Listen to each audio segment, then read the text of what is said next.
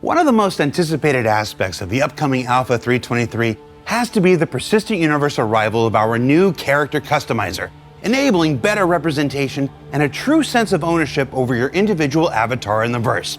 And to share with you the various ins and outs of what's ahead, let's throw it now to just a few folks standing in front of the massive team that made all of this possible.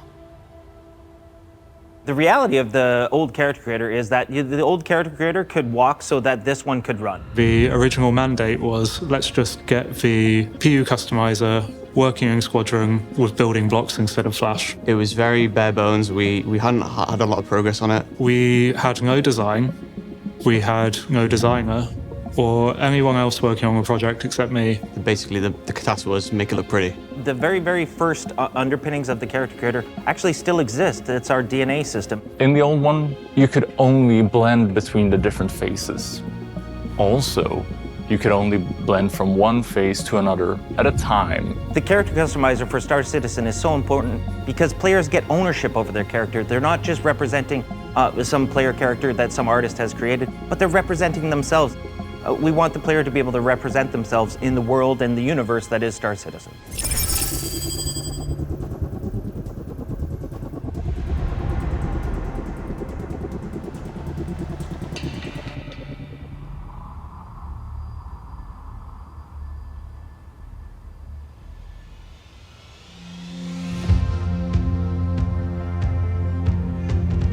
So the character customizer that's coming into Star Citizen in 323 is broken down into 4 main sections. The first section of the character creator is the DNA system, and that's where the player actually interacts with the blending and the shape of the actual head itself. It's still the same DNA system in terms of when we apply it to the characters. The difference is how we interact with that DNA system. So we've introduced face sculpting. This is the big thing. So you can just grab these nodes on the face of the character that you have and shape it as you see fit. What face sculpting allows us to do is, instead of saying, I want a certain proportion of a certain head, it allows us to say, I want to pull this vertex to this position, and then we can work out what proportions of different heads is required to get that vertex into that position. The system is very cool, as behind the scenes, we can't just adjust the face into certain shapes and be happy with it. We have to also change the rig. We also have to change the corrective blend shapes. But we've also kept the original DNA blending as well, but we've tried to improve the user experience of that as much as possible. Now you have a full list of heads at your disposal, so you can see all the heads available, and you can tweak, you can take a bit of the nose from that face, you can take the eyes from that face easily. It's quick to use. Yeah, so the PU is very modern, sleek looking look. We're trying to go for like almost like the Apple Vision Pro look. But yeah, it's very modern compared to your Squadron, and it's a lot more in-date, I guess you could say. Basically trying to reduce the number of mouse clicks it takes to get what you're looking for. So some of the other things that you can do in the DNA section is the skin tone adjustment, as well as the skin material or the skin texture itself. So what you can do within this is you can actually skin tone adjust this into realistic shades of certain skin tones to better represent yourself. Your freckles, and we have some blemishes on there. And these represent actual scans of people that we've done throughout the course of the years, and we've actually scanned a whole bunch more that we will be adding to the pool as time goes on. But we are always making that pool larger, so the faces are always going to look better and better and have more variations in them. So the next big aspect is hair. Within the hair section, there's a whole bunch of new hairstyles, which is obviously the first and most important thing. One of the interesting things, and the teams I represent worked really hard on this to have some hair simulation onto it. So you can see the hair move around as you're even selecting it, and then as you add it onto the character, you can see it move around even more. But better than that, you now also have a massive library of beards and facial hair, and eyebrows as well. So you can mix and match to get exactly what you're after. Instead of what we had before, where you could cycle through hairs, you could cycle through hair colors. you now have a massive library of all the hairs. Whereas in the previous character customizer, we just had a bunch of preset material variants. For the new character customizer, we want to give the player the power to go in and actually edit those materials. What's even cooler about this now is, though we had the hair selections before, you could never tint it. You could never come up with your own color set. We can go in and we can change the natural color of the hair. We can change the dye amount. But we also have the new gradient system where you can choose to have one dye color for the roots of your hair, another dye color for the tips of your hair, and then you can set where the gradient changes. Not only do we have like a blonde hair, but then we have a purple highlight that's done at the end or done at the top, and that's all player configurable. So not only do you have a whole bunch of different hairstyles to choose from, but you've got the full color gamut as well. And all of that is brand new functionality that we've added to a character customizer, so we can update the shader params on the hair in real time.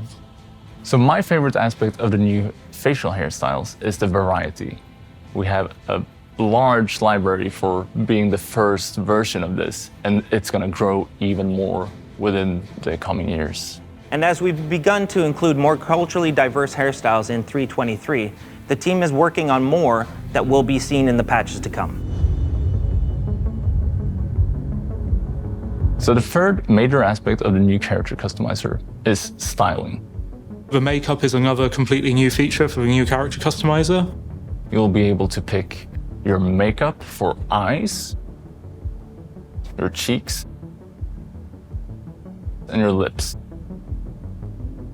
We actually used to have makeup baked into the textures where we had already pre-selected eyeliners and all these kind of things to represent what that given skin tone was. But we wanted the player to make that choice. We wanted the player to have access to all the different gamuts of colors, all the different specular reactions, all the different highlights that they may want to do for their character.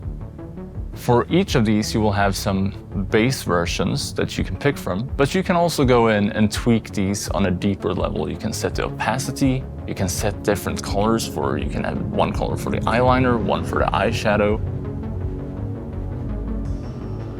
Like the hair, we can set certain colors and parameters on the makeup, so that's like how glossy it is and the opacity of the makeup.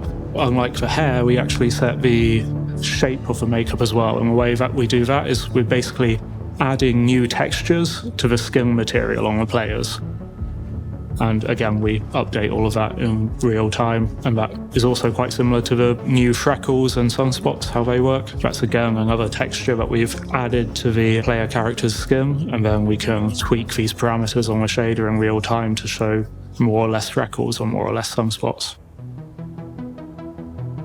So when it comes to the different styles and what you can achieve in the character customizer, it's been a constant push and pull of making it look really good, really realistic, and letting people just do what they want. And we've been trying to keep it as realistic as possible, but still letting people do exactly what they want with it, because we're leaving so much power in the hands of the players. They can tweak all these different colors and all of their different, on their hair, their facial hair, their eyebrows, as well as these different makeup sections.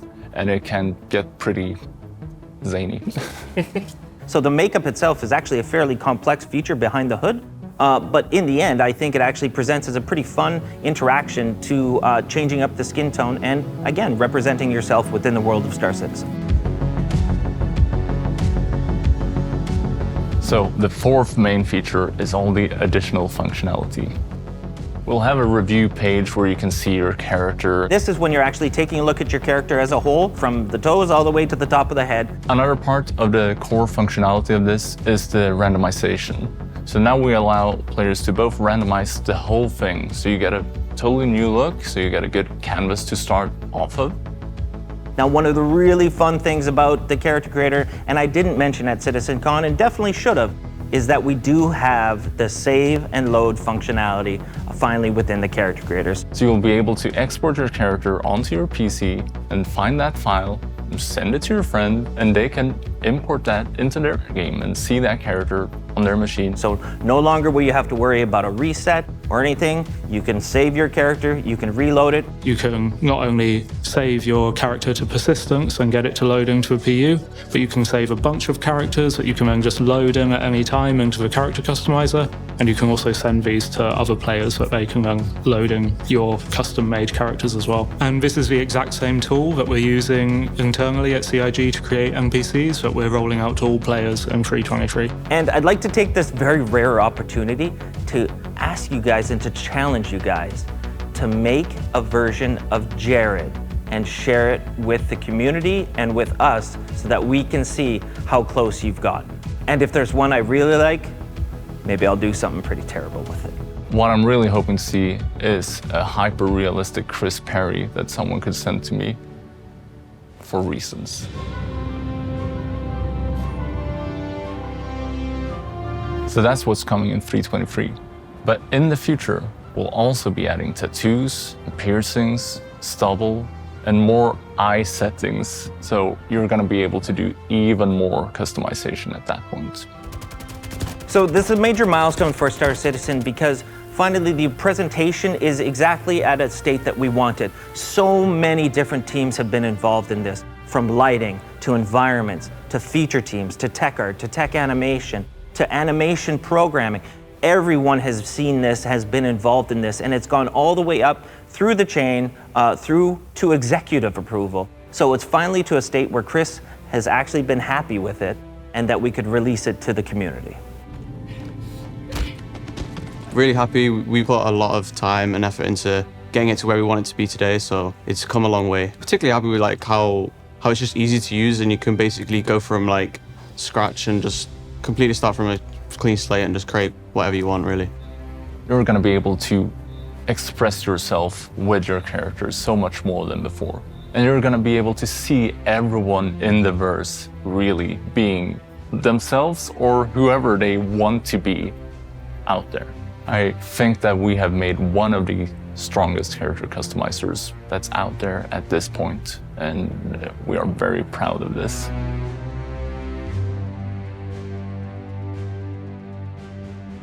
So, what did we learn this week?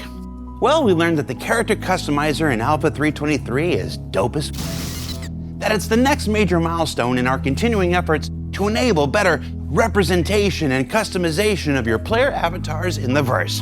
And that even more options, things like tattoos, scarrings, and even more, are on their way after that.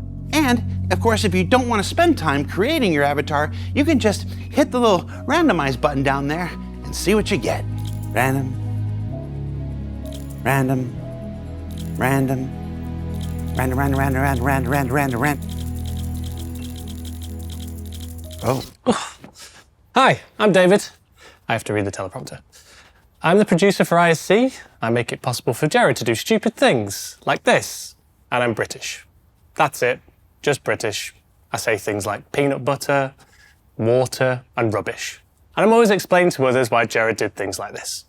And I'm good at my job. Aw. But my job is being British.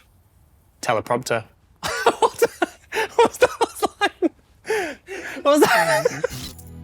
We like to have fun. For Inside Star Citizen, I'm Jared Huckabee. Thanks for letting us share the process of game development with you, and we'll see you all here next week.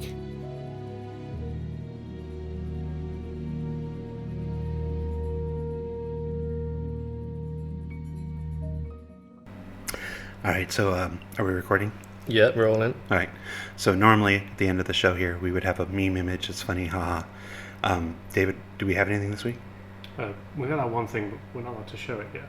Oh, the one thing we're not allowed to show yet. Well, I mean, who wants to live forever? Hold on, I got it here. There we go. There's a long bit of. Can you see this? No, this way. What is this? Wow. Yeah. What sounds do the birds make?